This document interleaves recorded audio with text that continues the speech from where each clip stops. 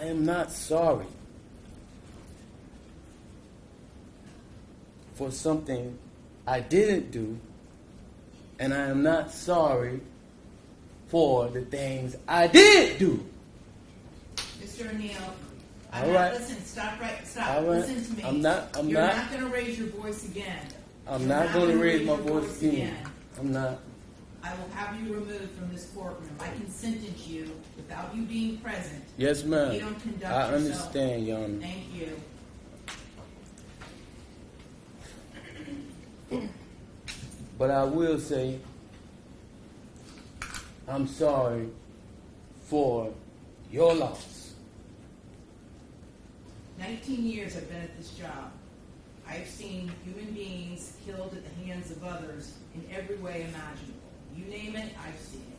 Shootings, stabbings, drownings, suffocatings, blown apart by cars, some DUI manslaughter cases, horrible things. This is the worst case I have ever seen as far as the facts go.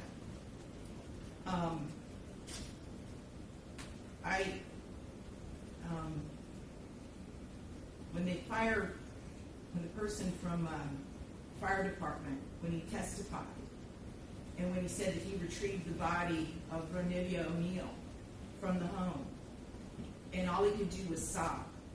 It took every ounce I had not to start sobbing too.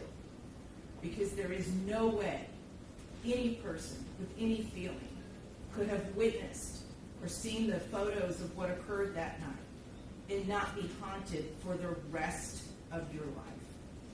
I know I will be. For the rest of my life, I'll be haunted by what I saw as far as the evidence and just the abject cruelty of it all. The abject cruelty. And I was aware, because I reviewed a lot of the discovery ahead of time, as you well know, did a lot of in-camera inspection of a lot of documents. And I was aware there was some evidence, at least, that when you needed to recover from your gunshot wound, that neither your parents nor your Aisha, Miss Robinson, would let you come recover at their home. I don't know if it's true or not. I'm not going to get into a dispute. I'm just mentioning there was some evidence referencing that in the records.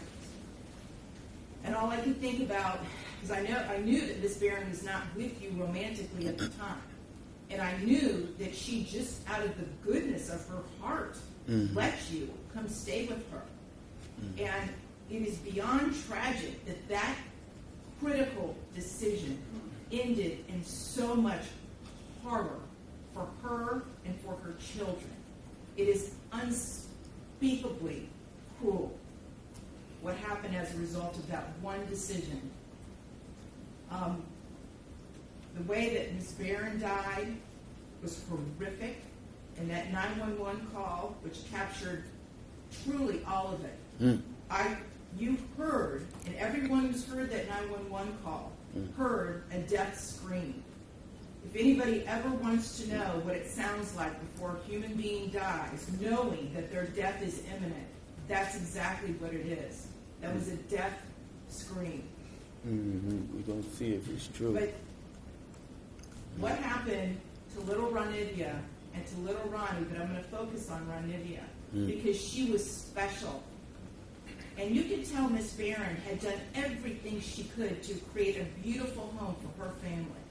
I noticed that the Ronidia's bedroom, before you set it on fire, you could tell she tried so hard to make her feel like a princess. Kenyatta did everything she could. And I noticed, too, in the kitchen, on the refrigerator, she put up magnets that said faith, love, family, hope. And then you know what else happened to that refrigerator during that night? It got splattered with blood all over it due to what happened. Little Ronidia, she couldn't scream. She couldn't run away. And she witnessed what you did to her mother as far as shooting her mother in the arm with the gunshot. She knew. And the horror that child suffered. And she already had a life where she was born with challenges regarding her physical and her mental disabilities. But the pain and suffering that she suffered that night at your hands, unspeakable, absolutely unspeakable. And at the moment, that first time you struck her with that hatchet, and little Ronnie testified that all he could see was tears coming out of his sister's face. At that moment, that child knew.